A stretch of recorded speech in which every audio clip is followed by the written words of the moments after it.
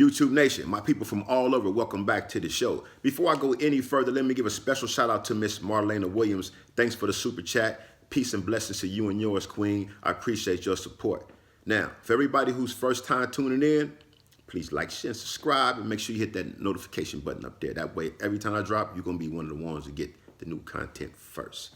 So, I told y'all in the previous video that I was going to tell y'all about my homie Charlie Who from Pasadena, Raymond. Charlie Who. H-O-O, Charlie Who, that's his name, Big Charlie Who. Now, Charlie Who was known in Pasadena. Most people in Pasadena that come up in the 80s, even the 70s, they all know who Charlie Hoop was. Charlie Hoop had family from Pasadena, Denver Lane as well, because he's from Raymond. So, he's from Raymond, but he had family from PDL. A lot of PDLs knew Charlie. Charlie was known for being up in the Kings Manor. He done been up in there. I know quite a few PDLs and told me stories about Charlie up in the Kings Manor. Kings Manor being where I think that's where the Bloods was at in Pasadena. Bloods are still at in Pasadena. But Charlie Hoop was known in Pasadena, really known. Charlie was known for doing a number of things. Him and his girlfriend Sonia. Charlie was one of them homies some people say is scandalous. He's smoking dope, jacking niggas, selling dope, doing it all. He was just a hustler, just always into something. He that dude that's got his hands into something, doing something, and somebody always got something to say about things he did. But Charlie Hoop was active also. Charlie Hoop was a killer. So when I meet Charlie Hoop in 1996, Charlie Hoop was in the county jail for a murder. We was in Wayside Supermax. I was fighting 3 strikes. Well, my case had 3 strikes plus 3 attempted murders. That's why I got so much time on my case. So I end up getting my time. No, I get shipped from Wayside to CRDF, which is on Imperial in Linwood. At the time, that was a men's county jail. Now it's a women's county jail. And I went there being that if you was going to certain courts like Compton, Long Beach, or Norwalk, they were sending us out there. All the other courts, you could stay in Wayside because they got counties, they got the bus to take you from Wayside in the morning, take you back to Men's Central Jail, and then you're going to switch over. And then they're going to send you to CCB, Torrance, or any of those Valley courts, or anywhere else. So I'm out here in CRDF. I don't see Charlie no more. I go to trial. I lose. I get 70 years to life. I'm off to Delano and then to Pelican Bay. I run across Charlie Who years later, maybe like 2005, and RJ Donovan. At this time, I was just getting out the hole from a riot we had on Facility 2 with the white dudes, with the white whatever, you know what I mean? And now I'm over here on Facility 3 with the homie Big Monk, the homie Al Capone, which is Al Lacey from Pasadena Raymond, Lil C from Pasadena Raymond. We all on over here on Facility 3. Now here comes Charlie Who. Charlie Who coming down from New Corcoran, which is SAT-F. Corcoran being the biggest prison in the state of California because it has 2 sides. New Corcoran, which is SAT-F, and Old Corcoran. So he comes down, his points drop from level 4, he's a level 3 now. He's come down here. He comes down here with us in Donovan. Now we down here, Charlie's healthy. Charlie playing basketball in the yard. Charlie working out. He's doing good. Charlie get a job in Optical where they make the glasses at. At the time, I was working in Shoe Factory. And the homie Al and Monk and Lil C, I think, was working in PIA Laundry. All these are PIA jobs. PIA meaning Prison Industry Authorities. These are the jobs that make the most money in prison. Unless you was in the joint venture program, which they had at Donovan. Joint venture is a program that was paying inmates minimum wage to work. It was hard to get in that program, but Donovan is one of the prisons that had it at the time. If it wasn't joint venture, your biggest paycheck is going to come from a PIA job. So we all working there, but we on different shifts. I worked on the night shift. Charlie, Al, and Monk couldn't work on the night shift because they were close custody. Close custody meaning they get counted more than I do. They get counted at noon, which is around 12 o'clock around at that time in the yard, and they get counted at 8 o'clock. We didn't get counted like that. We just get counted at 4 o'clock, and we got counted at 10 o'clock. And then later on, in the middle of the night, early in the morning, somewhere around 2, that was count time. So close custody inmates couldn't be out at nighttime. That's just the way it was. You was close custody. You had to be close custody for a certain amount of time. I was close custody when I first started out. I think I did like 5 years of close custody, and they took me off. You become medium custody. That means you can go outside at night in the prisons that had night yard. But at the time, I was still in level 4s. Level 4 don't have night yard, so level 3s do. So Donovan being my second level 3, because my first one was Centinela, then I made the Donovan. Now we down here in Donovan. Charlie Hoop down here, all of us down here, we doing good. We all making money, PIA shit. I don't see the homie too often, so I don't even realize that the homie's gone. I see the homie Al one day. I hit Al up like, what's up with Charlie? How Charlie doing? I ain't seen him in a minute. He like, cuz in the hospital. Cuz been gone for about 2 months. I'm like, what? Yeah, cuz ain't came back yet. Like, wow. So we didn't know what was up with him. Then eventually he came back. When he came back, all his head was shaved off. He was bald-headed. He looked different. He done lost some weight. He not looking like the same Charlie that's to be running around the basketball court, that's running around and making wine, hustling tobacco, doing all that kind of shit. Like, he looked different. With the bald head, you know, you already know, like, okay, what that mean? He like, we want to talk to us. So we all in the yard, and he like, cuz I only got like 6 months to live, they told me. I got cirrhosis of the liver. I got 6 months to live. I'm like, damn, how do you, how do you accept that? You know, your homie tell you got 6 months to live, your big homie. We all in prison together. I'm just like, the feeling, I can't even remember how I felt at that moment when he told us that. It was just one of those moments that you just be froze. You just like, damn. He just told me he got like 6 months to live. Now, at this same time, Donovan, I seen a lot of people die in this prison. I mean, not just literally witnessed them dying, but while I was there, a lot of people died there. The first person I seen die of cancer was this young dude, blood dude from Inglewood. He was from this clique called Mad West Holes, which is 304. They thing was 304, go back to the pager days and turn the pager upside down. 304 says Hope. So that's why they say 304, but it's still for Mad West Holes. Some little clique they had, most of them was Bloods. They turned Bloods. He ended up turning blood also. But he's a cool youngster. I used to fuck with him on the yard a lot, you know what I mean? And he had cancer. He used to tell me about talk to me when he had it, when he was going through his chemo and all that shit. For a minute, he beat it for a minute. Like, he was good. He went through chemo, he was good. And he went into a remission. Before you know it, little bro died. He was the first person I seen die there. Then the other people that I knew that was older cats that was dying. They was all dying in the hospital, dying of different stuff there. But a lot of people was dying in Donovan. That was one of them places that like had a medical facility there. Not like St. Louis Obispo. They had a bigger medical facility, so does Corcoran. But they had the little CTC clinic up in there. But still, you had a lot of people there that was dealing with cancer and shit like that, Lou Gehrig's disease and all that. So now, my homie got it. And they doing this transformation to this prison at the time. They making everybody that does not have a PIA job leave the prison. They shipping you out. If you had a PIA job, they was shipping you over to Facility 1.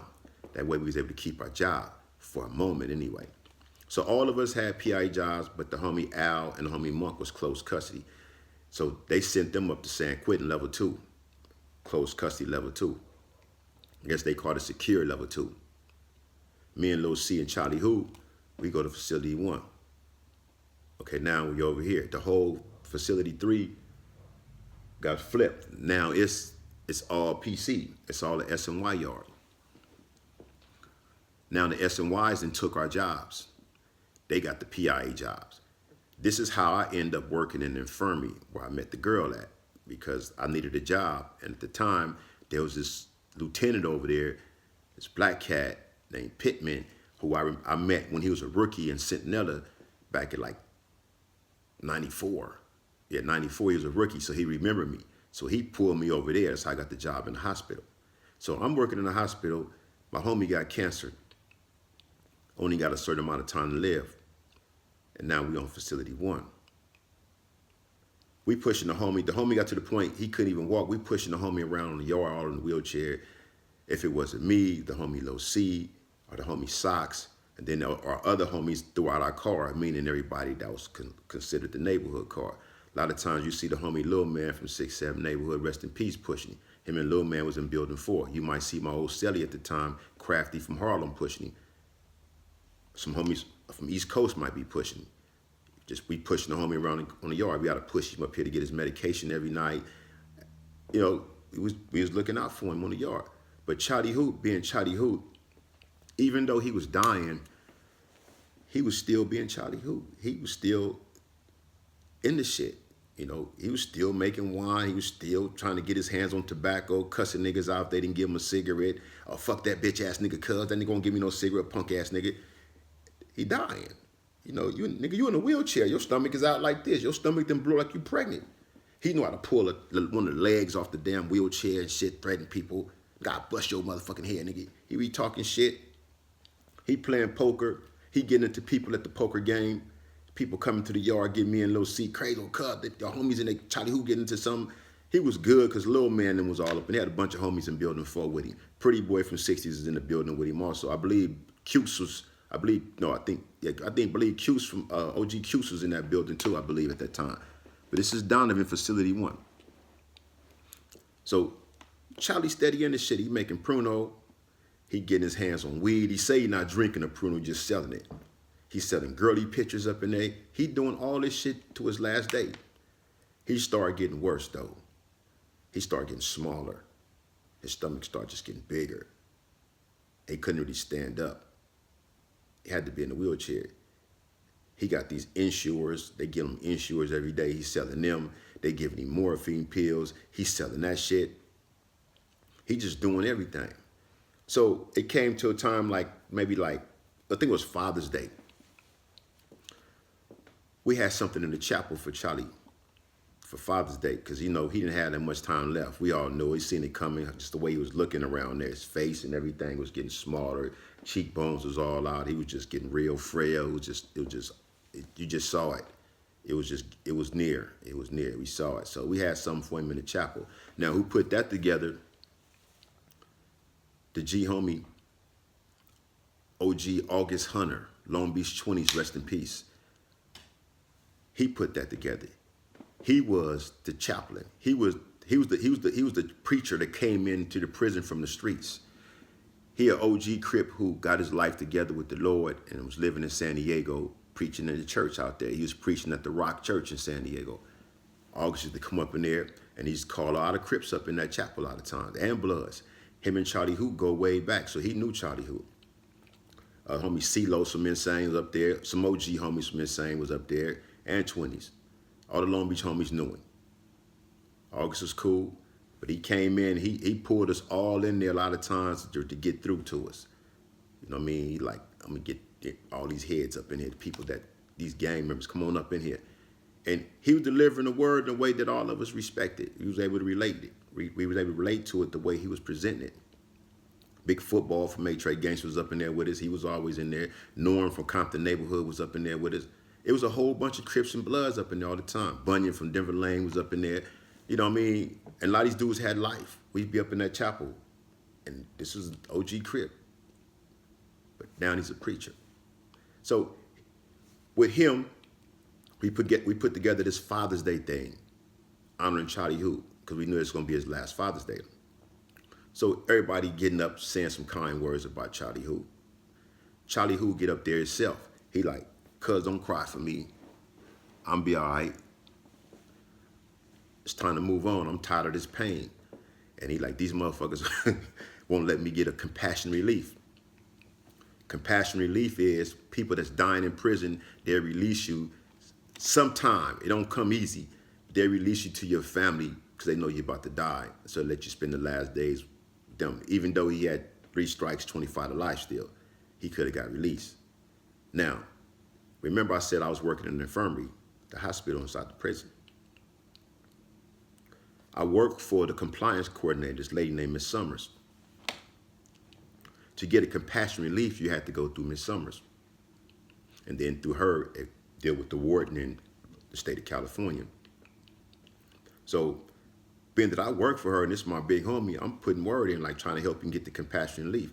Let him get out here and see his kids and grandkids before he passed.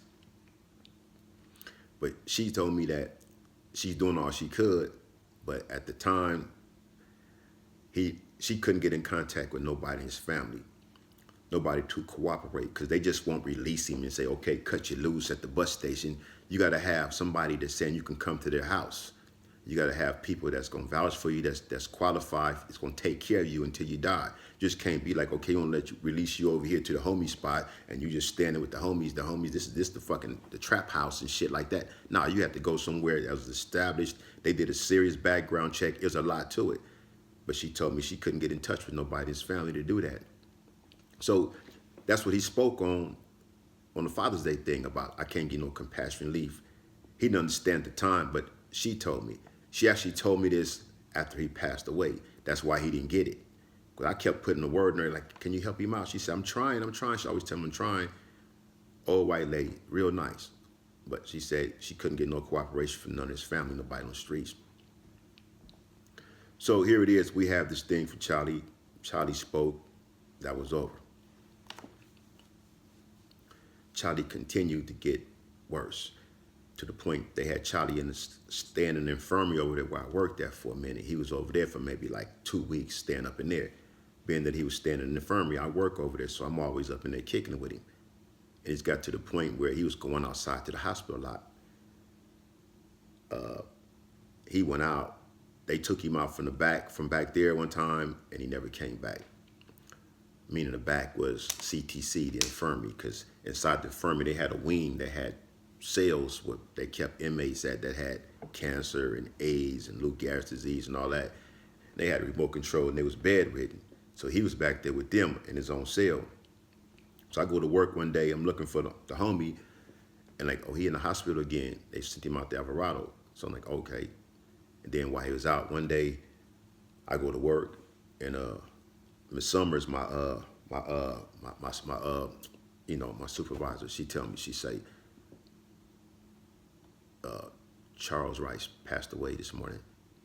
I was like, that was tough. It was tough. You saw it coming, but still, it was just like, damn, the homie gone. So the word spread across the whole prison yard. We all heard. Everybody knew Charlie died. I went to the cell and just went. I just went to the cell, y'all. I just wanted, just had to go to the cell. But so now, August Hunter, we put together a funeral service for Charlie in the prison. I ain't never seen that happen before in my life. I never even heard about people putting together a funeral service in prison for somebody who died. So August took his ID picture. I'm going to use that. I'm going to post that. It's probably going to be the thumbnail of this video. They took his ID picture. August took it home. Him and his wife made some obituaries, brought it back. We had obituaries.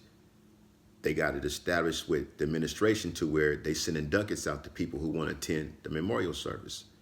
Ducats meaning passes that you can be out there at a certain time because everybody was getting out counted. Out counted means you're not in your cell during count time, you're somewhere else. So we get out counted, we be in the chapels. When we out counted, they count us in there. Everybody that was on the ducat list. It was so many people up in this chapel, it was like standing room only. And it was a service. We had the music in there. I remember we was playing, when we first went in there, everybody had the OJ's, Family Reunion or something was playing. And they just kept that going. So we just sitting in there, everybody just like, it was a trip, but it was real. I'm glad it happened like that for us to be in where we was at. So many people came out and showed love to Charlie, all races, everybody, just like people that knew Charlie. Even though Charlie was always in the ship, a lot of people liked Charlie because Charlie was still a good dude. Charlie just, we all got our ways. But overall, Charlie was a good dude. And that was the service we had for the big homie and R.J. Donovan, a memorial service. And that's how the homie passed away. The people that don't know the story about Charlie Who from Pasadena, a lot of my homies from Pasadena, Raymond, never heard this story. I'm putting it out. This is the first time a lot of people hearing this. Everybody know about Charlie Who, but I was there with Charlie Who when he passed away. I was there with Charlie Who in his last days. I seen all that. We talked a lot. He told me a lot of things I ain't gonna never repeat. He expressed himself to me a lot of different ways. That's why I kind of get emotional when if I'm telling the story, because there's something that, you probably never see again. I don't know. A lot of things happen in these prisons. I didn't been involved in some other stuff that happened in Calipat, not a memorial service, but we didn't done things in some of these prisons, like once in a lifetime type things that happen. Like certain things have taken places in there that was like, wow, only there, at that time, because like I say, Calipat was another story. I'm gonna tell y'all about some shit we did at Calipat, another story, that's another story. I ain't gonna tell y'all nothing else about it right now. I'm gonna tell y'all about it later. But I had to come back and tell y'all about the homie Charlie Who, because I said that after I was told the story about me being faded in Pelican Bay drinking Pruno. And like I said, I stopped way back then, 93. And here we are, 2005. I'm still in prison, all right? Man, I've been in prison too long, most of my life in prison. It's crazy though. Rest in peace, Charlie Who. Yeah, man, rest in peace, Charlie Who. Hey man, thank y'all for watching. I appreciate it, man. Please continue to share this content. Hit that subscribe button. I appreciate that. I'm trying to get up to 5,000. Let me give a shout out to modern day high school football team who's beating on everybody while I'm at it. I can't forget them. I'm gonna shout them out. Shout out to modern day Monarchs. Long Beach Poly just whooped on Long Beach Jordan, beat the brakes off them last Friday. I was trying to attend one of those games, either the modern day game at Cerritos College or the Long Beach Poly game at the Vet. I didn't make it to neither one of them. Had some other stuff going on that I don't even want to talk about right now. But yeah, share this content, y'all. Stay blessed. And once again, each day is a new day. Let's run it back.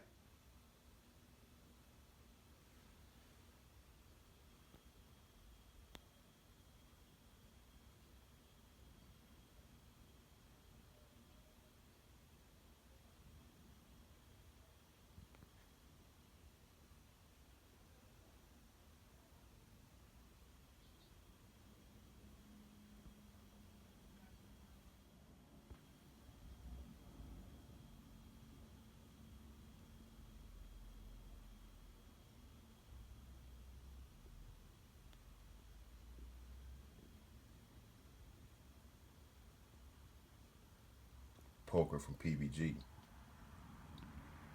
J Bond from 1180 East Coast.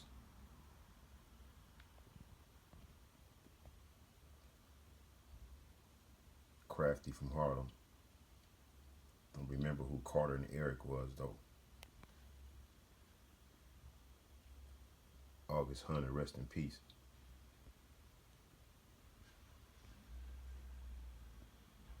Charlie Who, rest in peace.